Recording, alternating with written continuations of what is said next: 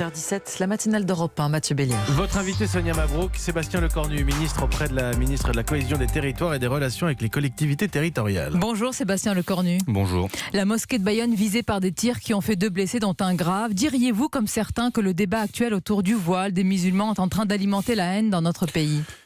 Dire cela, c'est aussi remettre un jeton dans la machine. Moi, je veux d'abord dire toute ma solidarité déjà avec les 2 victimes, dont une des 2 est dans un état encore très critique. Avoir une pensée pour tous les musulmans de France qui doivent avoir peur aujourd'hui lorsqu'ils se rendent dans leur lieu de culte. Et effectivement, le président de la République hier soir l'a dit.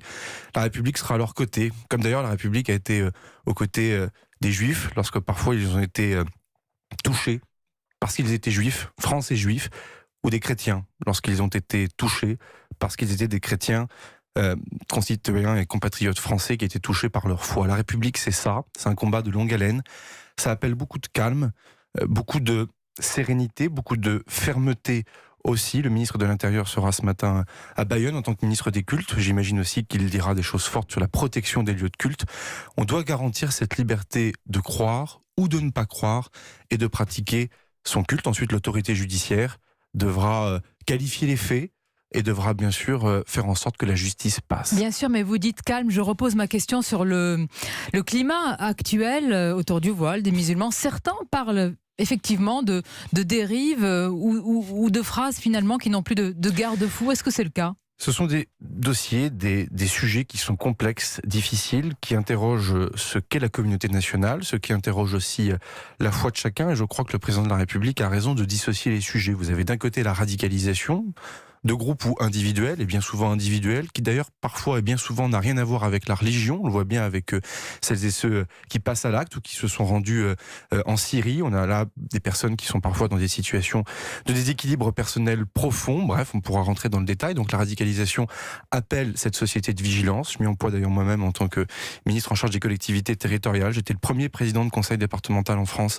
à lancer un groupe de veille sur la radicalisation, puisque mon département malheureusement avait été touché par un individu désormais tristement célèbre en la personne de Maxime Auchard. Ensuite, vous avez les questions, on y reviendra j'imagine dans un instant, sur le communautarisme politique, c'est-à-dire en clair, celles et ceux qui nient l'existence même d'une communauté nationale et qui considèrent qu'une communauté religieuse peut porter un projet politique plus fort que la République. Et ensuite, il y a les questions de laïcité entendue au sens loi 1905 du terme, c'est-à-dire la part de neutralité, la part de police du culte et d'organisation du culte. Le président de la République a reçu hier un certain nombre de représentants du culte musulman. Et je pense qu'Emmanuel Macron, et je ne le dis pas parce que je suis son ministre, mais ce sont des sujets qui m'ont toujours beaucoup bouleversé et mobilisé dans mon engagement politique. Vous faites la part des choses et vous les évoquez ce matin, Sébastien Lecornu, de manière calme et sereine. Toutefois, est-ce qu'il ne faut pas attendre... La question n'est pas seulement un grand discours d'Emmanuel Macron, mais une prise de parole, pas seulement des bouts d'interview clairs sur ces sujets une fois pour toutes. Et tout comme je pense qu'il ne faut pas de bout de proposition de loi, et je le dis à mes amis sénateurs, notamment au président Vous parlez de la proposition de loi aujourd'hui qui interdirait le port du voile pour les accompagnatrices scolaires. Quelques instants sur Europe 1. Je ne crois pas non plus qu'on puisse commencer à toucher à la loi 1905 ou à ses compléments. On l'a bien vu avec la loi de 2003, la loi etc. On pourra là aussi y revenir, avec un fait divers dans un conseil régional, suivi d'une interview dans le journal du dimanche, suivi d'une proposition de loi au Sénat. Vous parlez de Jacques Chirac à l'instant, je m'en faisais la remarque. Rappelez-vous 2003, commission Stasi, 6 mois de boulot, plus d'une centaine de personnes auditionnées. Pourquoi ça avait fonctionné, cette réforme sur les ports de signes religieux ostentatoires ou ostensibles à l'école? Parce qu'il y avait eu un travail de recherche, de consensus et de concorde. Depuis, la France a subi de terribles chocs, des chocs très importants. Ne faut-il pas justement adapter, j'allais dire, notre mentalité, notre législation à ce que nous avons subi et aux menaces auxquelles nous faisons face? Je le dis à dessein avec prudence, pensez-vous que ces chocs ont un lien avec le voile?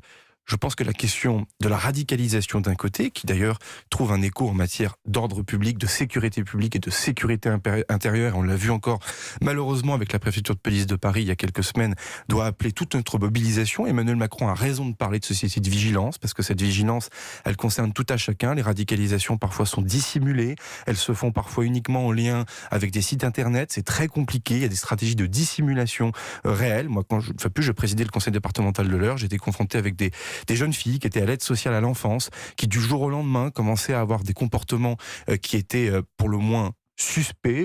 Je rentrerai pas dans les détails car je suis tenu au secret, mais on aurait pu ne pas le signaler. Et donc cette société de vigilance, c'était le signaler. Après, il y a la question du communautarisme mais politique. c'est important ce que vous dites, vigilance, oui, mais Sébastien Lecornu, les précautions nécessaires, bien sûr, et la crainte, je veux dire, d'une partition dans notre société ne doit pas nous empêcher une action résolue contre l'islam politique et le communautarisme. Vous avez raison, Sonia Mabrouk, mais efficace. Et je ne crois pas du tout que l'on puisse être efficace en commençant à stigmatiser une partie de nos concitoyens.